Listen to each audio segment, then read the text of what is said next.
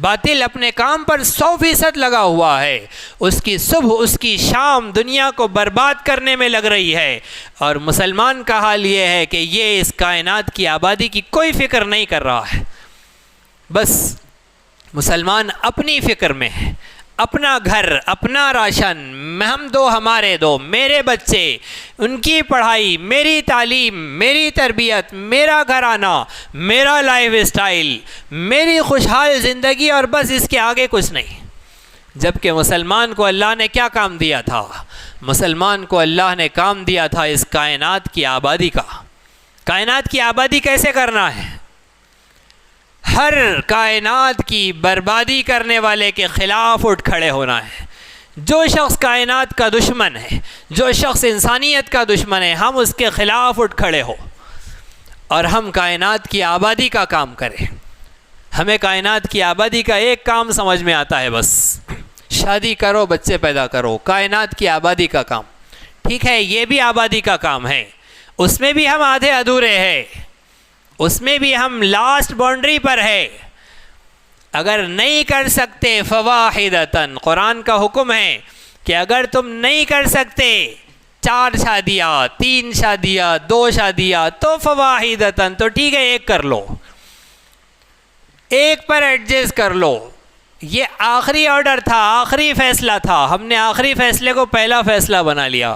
کائنات کی آبادی کے لیے یہ بھی ضروری ہے کہ ایک نہیں 2 کرو، 3 کرو، 4 کرو، اور پھر 4 سے بچے پیدا کرو۔ اور کتنے کرو؟ رسول عربی صلی اللہ علیہ وسلم نے فرمایا تزوج الودود الولود، خوب محبت کرنے والی اور خوب بچے پیدا کرنے والی عورت سے شادی کرو۔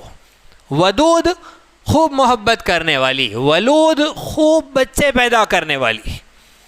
تو شادی میں یہ دیکھنا ہے، جب لڑکی کو دیکھنے جائے تو یہ دیکھنا ہے کہ اس کے بچے کتنے ہوں گے۔ کہاں سے پتہ چلے گا؟ ماں کو دیکھیے، اگر اماں کو، ان کے والدہ کو بچے زیادہ ہے، دادی کو بچے زیادہ ہے، تو سمجھ لو کہ ان کے خاندان میں چانسز ہے، بچے ہو سکتے ہیں زیادہ، تو وہاں شادی کرو۔ یہ بھی کائنات کی آبادی کا کام ہے۔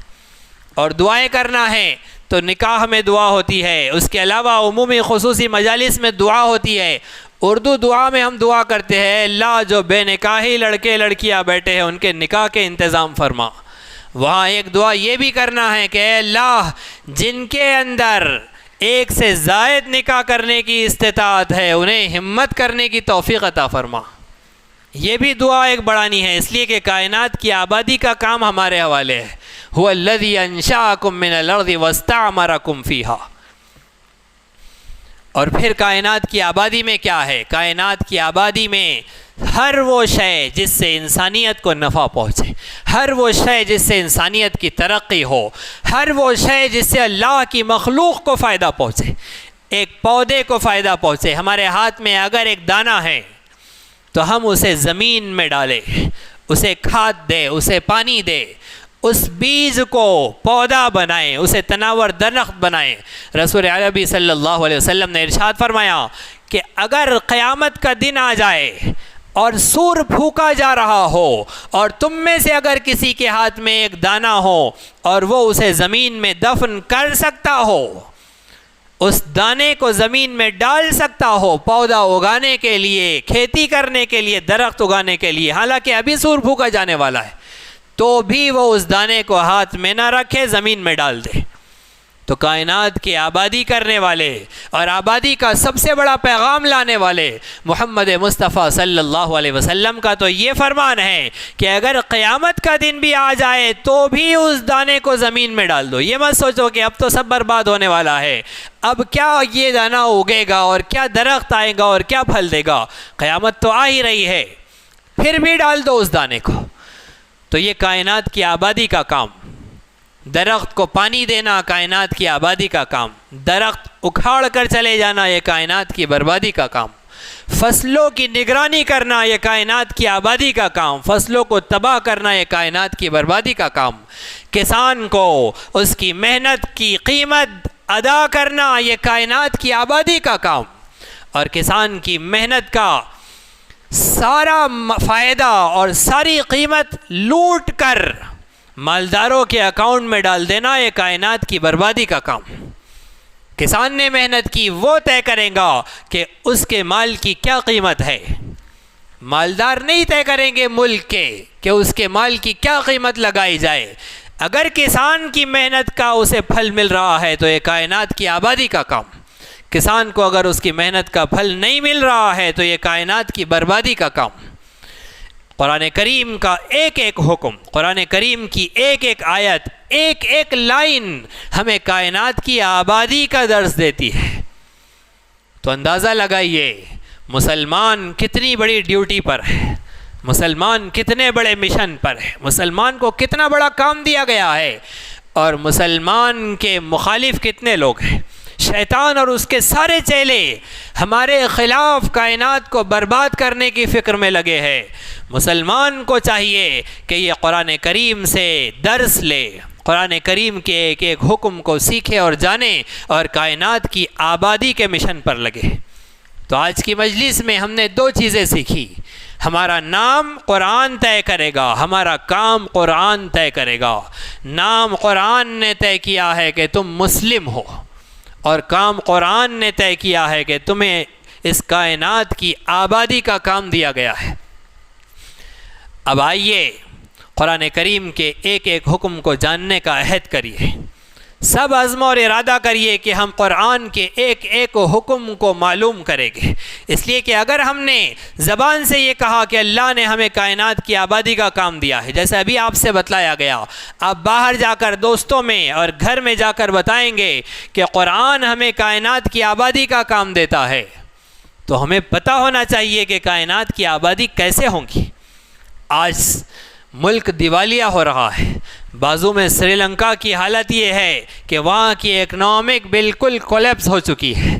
مسلمان بھی ہو اور مندی بھی آئے، مسلمان بھی ہو ملک دیوالیہ بھی ہو، مسلمان بھی ہو فاقہ بھی آ رہا ہو، یہ کیسے ہو سکتا ہے؟ امت مسلمہ آج ملک ہندوستان میں ہو، مسلمان سری لنکا میں بستا ہو، مسلمان چائنا اور امریکہ میں بستا ہو، مسلمان رشیا اور کینیا میں بستا ہو، اور پھر ان ملکوں میں فاقے بھی ہو، پھر ان ملکوں میں مندی بھی ہو، پھر ان ملکوں پر مصائب اور حالات بھی ہو، یہ کیسے ہو سکتا ہے؟ مسلمان کا فریضہ ہے کائنات کی آبادی کا. لہٰذا قرآن کریم کے احکامات کو جاننا ہوگا، اسے سیکھنا ہوگا، اسے پڑھنا ہوگا، ہر حکم کی مصلحت کو سمجھنا ہوگا. دنیا انسانیت کو بتلانا ہوگا کہ آؤ دیکھو قرآن کے اندر تمہاری آبادی کا کام ہے. وہ قرآن جس نے تمہیں زندگی دی ہے، اس قرآن کی طرف آؤ. قرآن کریم جو احکامات دیتا ہے وہ سارے کے سارے ہمیں زندگی دینے والے ہیں. انسانیت کو، پرندوں کو، جانوروں کو، پودوں کو، ہر شے کو زندگی دینے والے احکامات قرآن ہمیں دیتا ہے. جب یہ احکامات ہماری زندگی میں آئیں گے تو ہمارا ہر عمل کائنات کی آبادی کا عمل ہوگا. ہم راستے سے چلتے ہوئے پتھر کو ٹھوکر نہیں ماریں گے، ہم راستے سے گزرتے ہوئے کسی بھی چیز کا نقصان نہیں کر دیں گے، ہم راستے سے چلتے ہوئے پتھر اٹھا کر پھلوں کو، کسی کے پھلوں کو نہیں ماریں گے، راستے سے چلتے ہوئے کارپوریشن کی لائٹ نہیں پھوڑیں گے. ہمارا ہر کام آبادی کا کام ہوگا. ہم راستے سے چل رہے ہوں گے، راستے میں راتوں کو چیخیں گے، چلائیں گے نہیں، لوگوں کی نیند خراب نہیں کریں گے. بلڈ پریشر کے، شوگر کے مریض نیند کی گولی کھا کر سو رہے ہیں، اور مسلمان عبداللہ اور عبد الرحمن نام رکھنے والے بڑی رات گزار رہے ہیں، بڑی رات گزار رہے ہیں تو ان کی نیند خراب کر رہے ہیں، بزرگوں کو تکلیف دے رہے ہیں. وہ بزرگ کون ہیں؟ ضروری نہیں ہے کہ وہ بزرگ مسلمان ہی ہو، وہ بزرگ ہندو ہو، وہ غیر مسلم ہو. اگر وہ بیمار ہے تو ہر بیمار ہمارا بیمار ہے، چاہے اس کا نام رام کشن ہو، چاہے اس کا نام عبد الرحمن ہو. ہمیں اسلام، ہمیں قرآن حکم دیتا ہے کہ تمہیں کائنات کی آبادی کا مشن دیا گیا ہے. جب یہ قرآن ہمارے اندر آئے گا، جب قرآن کے احکامات پر ہم عمل کرنے والے بنیں گے، تو ہماری ہر ادا سے محمد مصطفیٰ صلی اللہ علیہ وسلم کا تعارف ہوگا. ہم بولیں گے تو دنیا کہیں گی کہ محمدی بول رہا ہے، ہم چلیں گے تو دنیا کہیں گی محمدی چل رہا ہے، ہم ہاتھ اٹھائیں گے تو محمد مصطفیٰ کے غلاموں کے ہاتھ اٹھیں گے، ہم ہاتھ جھکائیں گے تو محمد مصطفیٰ کے غلاموں کے ہاتھ جھکیں گے. قرآن کریم کے احکامات جب ہمارے اندر آئیں گے تو اس دنیا کو ہم جنت نما بنائیں گے، اس ہندوستان کو پھر سے سونے کی چڑیا بنائیں گے۔ جس سونے کی چڑیا کو انگریز نے آدھا غارت کیا، باقی انگریز کے ان پٹھوں نے آدھا غارت کیا۔ اب مسلمان یہاں موجود ہے تو مسلمان کا ذمہ ہے کہ اس کی آبادی کا مشن اٹھائے۔ تو قرآن کریم کے احکامات پر عمل کرنے کے لیے سب تیار ہے انشاءاللہ؟ ہاتھ اٹھائیے، کون کون تیار ہے؟ ہم سب قرآن کے احکامات پر عمل کے لیے تیار ہیں۔ عمل کرنے کے لیے پتہ کرنا پڑے گا۔ غرض یہ کہ اگر ہمیں قرآن پر عمل کرنا ہے تو قرآن کو جاننا پڑے گا، سیکھنا پڑے گا۔ تو کون کون تیار ہے قرآن کو سیکھنے کے لیے؟ قرآن سیکھنے کے لیے سب تیار ہے انشاءاللہ؟ انشاءاللہ۔ تو قرآن سیکھنا ہے، کب تک سیکھنا ہے؟ مرنے تک سیکھنا ہے۔ اور کب سے سیکھنا ہے؟ بوڑھے ہونے کے بعد، جب سب ختم ہو جائیں گا جب سیکھیں گے، سارے کام ہو جائیں گے، پیسہ کمانے کی محنت ختم ہو جائیں گی، اب کمر جھک جائیں گی، اب کچھ نہیں ہوتا تو دین سیکھنا شروع کرو۔ ایسا ارادہ ہے؟ کون کون بوڑھے ہونے کے بعد سیکھیں گا؟ آج سے سیکھنا شروع کریں گے، ابھی سے سیکھنا شروع کریں گے۔ حدیث پاک میں تو ہے کہ کہاں سے سیکھنا ہے؟ ماں کے گود سے سیکھنا ہے۔ جن ماؤں نے اپنے بچوں کو گود میں سکھایا تھا وہ بچے بہت آگے بڑھے۔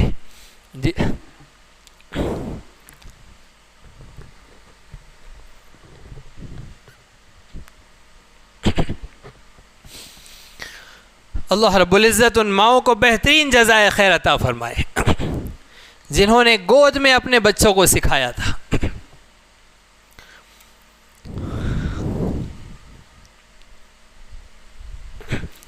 ہماری امی بھی کہتی ہے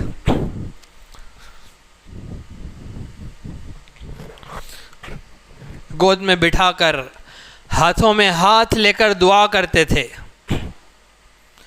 کہ اللہ ایمان کامل عطا فرما، یقین صادق عطا فرما، حافظ بنا، عالم بنا، عالم قرآن بنا، عامل قرآن بنا، داعی قرآن بنا۔ یہ دعا کرتے تھے۔ پھر کہتی ہے کہ وہ اللہ کتنا مہربان ہے، بغیر سمجھے مانگنے والوں کی بھی دعا قبول کرتا ہے۔ ہمیں پتہ بھی نہیں تھا کہ ان الفاظ کا کیا مطلب ہوتا ہے، اس دعا کا کیا مطلب اور مفہوم ہوتا ہے، ہمیں وہ بھی پتہ نہیں تھا۔ بغیر سمجھے مانگنے والوں کی بھی دعا قبول کرتا ہے۔ اس رب کی مہربانی کے کیا صدقے، کیا کہنے۔ تو جن ماؤں نے اپنے بچوں کو بچپن میں سکھایا، گود میں علم دینا شروع کیا، وہ بہت آگے بڑھے، بہت کام کیا۔ ہماری مائیں کیا سکھاتی ہے ہمیں، اور ہمارے باپ کیا کہتے ہیں؟ ابا کہتے ہیں ذرا اس کو دودھ پلاؤ، بہت رو رہا ہے، سو جائیں گا۔ کیا کہتے ہیں ہماری مائیں؟ ہمارے باپ کہتے ہیں کہ اس کو دودھ پلا، بہت رو رہا ہے، سو جائیں گا۔ تو ہماری ماں کیوں دودھ پلاتی ہے آج؟ اس لیے پلاتی ہے کہ بچہ سو جائے۔ اس لیے ساری امت سو رہی ہے۔ جن کی ماؤں نے اپنے بچوں کو دودھ اس لیے پلایا تھا کہ وہ اٹھ کھڑے ہو، آج وہ کھڑے ہوئے۔ آج ہماری ماؤں کو سکھانے کا وقت ہے، انہیں مشن اور کام دینے کا وقت ہے کہ بچوں کو دودھ اس لیے مت پلاؤ تاکہ وہ سو جائے، اس لیے پلاؤ کہ وہ اٹھ کھڑے ہو۔ ان کے منہ میں لقمہ اور نوالا اس لیے مت دو کہ وہ پیٹ بھر کے کھا جائے اور سو جائے، اس لیے انہیں کھلاؤ اور پکاؤ اور انہیں تقویت دو اور ان کی پرورش کرو کہ وہ میدان میں کھڑے ہو۔ اگر ہم آج یہاں موجود ہے، اگر ہم آج یہ سب سن رہے ہیں، بول رہے ہیں، اگر ہم آپ قرآن پر عمل کے لیے ہاتھ اٹھا رہے ہیں، اگر ہم آپ قرآن کو سیکھنے کے لیے ہاتھ اٹھا رہے ہیں، تو یقیناً ہماری اس ساری کوششوں کا سب سے بڑا کریڈٹ ہماری ماؤں کو، ہمارے والدین کو جاتا ہے۔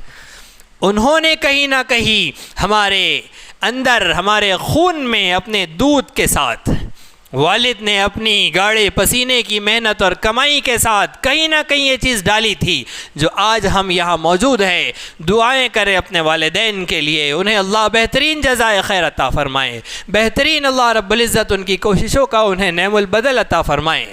سب کے سب تیار ہیں انشاءاللہ؟ تو کہاں سیکھیں گے؟ ابھی آج سے سیکھنا شروع کیا۔ آج ہم نے دو چیزیں سیکھی، قرآن نے ہمیں نام دیا اور قرآن نے ہمیں کام دیا۔ یہ چیز ہم نے آج سیکھی۔ اب بس شروع کرنا ہے ہمیں سیکھنا.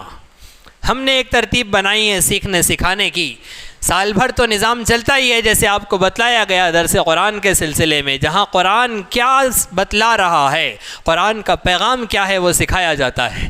رمضان المبارک میں خصوصیت کے ساتھ 20 دنوں میں, بس اب 10 دن میں اپنا پروگرام تراویح ختم ہوئی, 10ویں روزے کو منگل کے روز سے ظہر سے عصر تک تفسیر قرآن کی مجلس ہوں گی.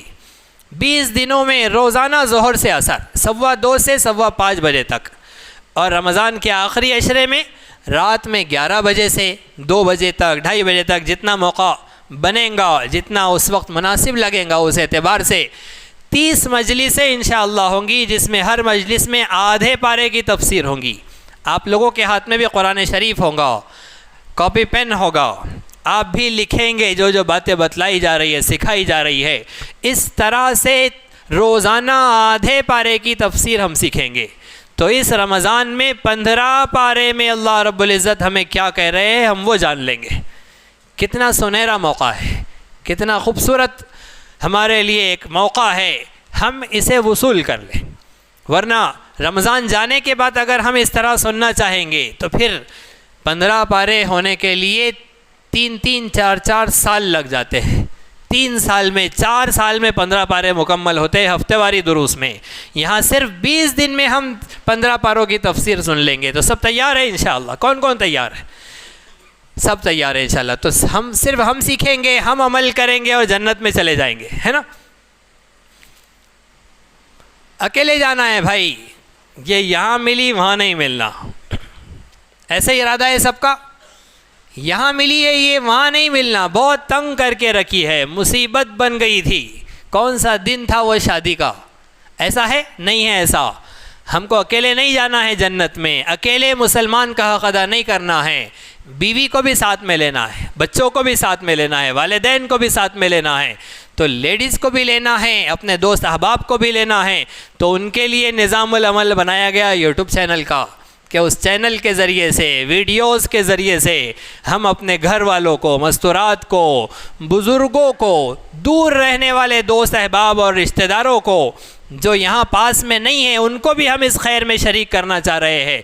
تو ہم ویڈیوز کے لنک, چینل کے لنک انہیں بھی سینڈ کر دے, انہیں بھی پہنچا دے, تاکہ وہ بھی 20 دن کے اندر 15 پارے کی تفسیر سیکھ لے. سب کریں گے انشاءاللہ. اللہ رب العزت ہم سب کو صحیح سمجھ عطا فرمائے, صحیح فہم عطا فرمائے, عمل کی توفیق عطا فرمائے. Subscribe to this channel and share among your friends for more religious, knowledge-rich and historic lessons, durus and tafsir.